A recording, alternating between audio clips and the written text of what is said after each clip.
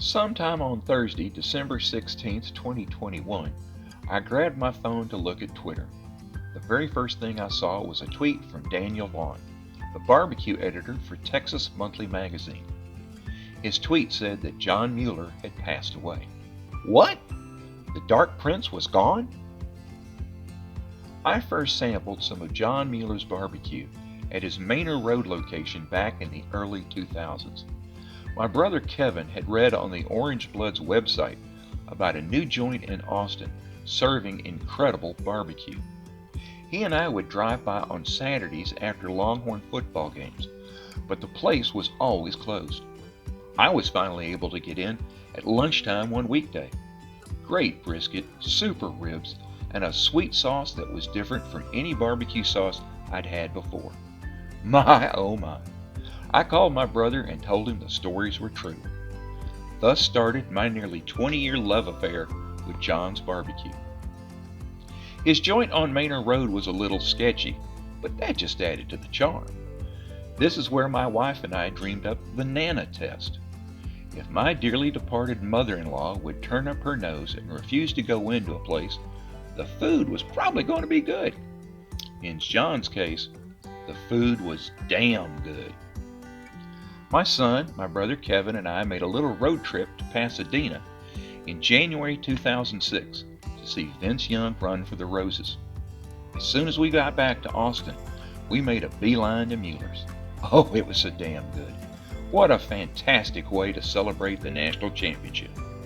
2 weeks later, I drove by and saw chains and padlocks on the doors. Uh-oh. A couple of years later, John reappeared on the Austin barbecue scene, serving food out of a trailer on South 1st Street. My whole family was in town for a night game, so we decided to get some barbecue that afternoon. There was a line of people waiting to order food, so my brother parked the car while the rest of us got in line. John was walking down the line, handing out free beers to the people waiting. He saw my brother as he joined us in line. "Don't cut in line," John said as he handed my brother a beer. "I was parking the car," my brother responded. Our first encounter with John's famous snarl. The brisket and the pork ribs that day were as delicious as ever, but now there was something extra on the menu. Beef ribs. Huge, meaty beef ribs that would make Fred Flintstone proud. Like eating a giant brisket popsicle. Great oogly moogly were they tasty. Unfortunately, John later ran afoul of his sister Leanne. She ran him off, took over the business, and renamed it La Barbecue. She eventually moved to several different locations on Cedar Chavez.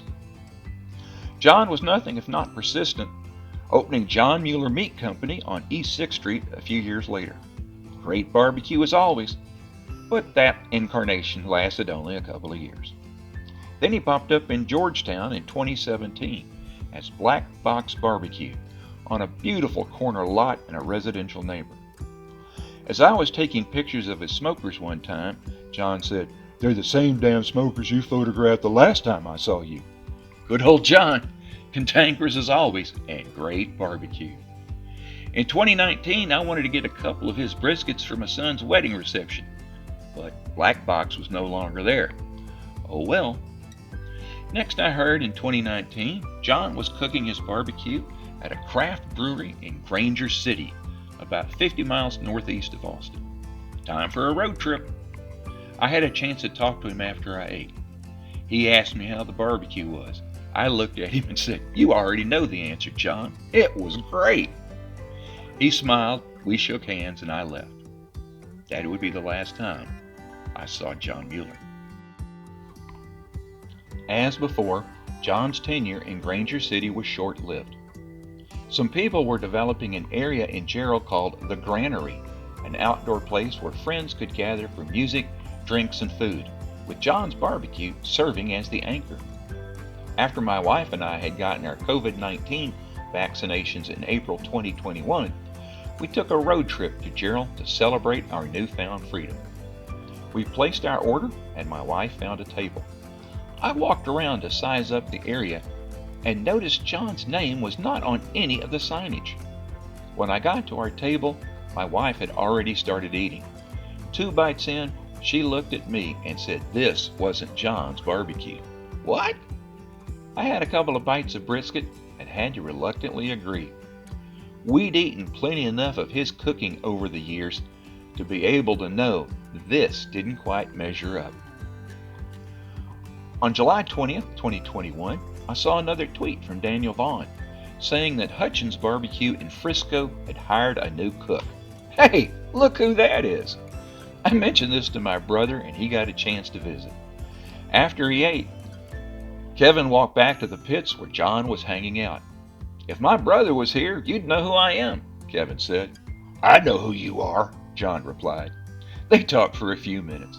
As Kevin left, John said, Don't cut in line. My brother laughed and said, I was parking the car. Yeah, John knew who my brother was. John was an ornery old cuss at times, but that just made the stories even better. It's been reported that he disliked the term pitmaster and instead just called himself a cook. Okay then, John was one hell of a cook. He probably wouldn't like being called a legend either, but he was definitely that in the world of Texas barbecue. His first place on Manor Road laid the foundation for the barbecue scene that's exploded in Austin and all across Texas. Any trip to one of his locations was always fun. You knew the barbecue would be outstanding. Maybe you could get a free beer from him while in line. Perhaps get him to snarl at you. With luck, John might even tell you not to cut in line. John, we're going to miss your great barbecue, but we're going to miss you even more. Can't thank you enough for all the great food and all the great memories. Rest in peace, my friend.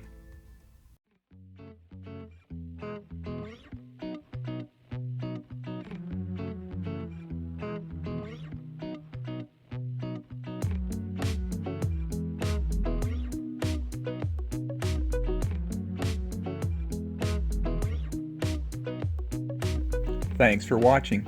Catch you next time.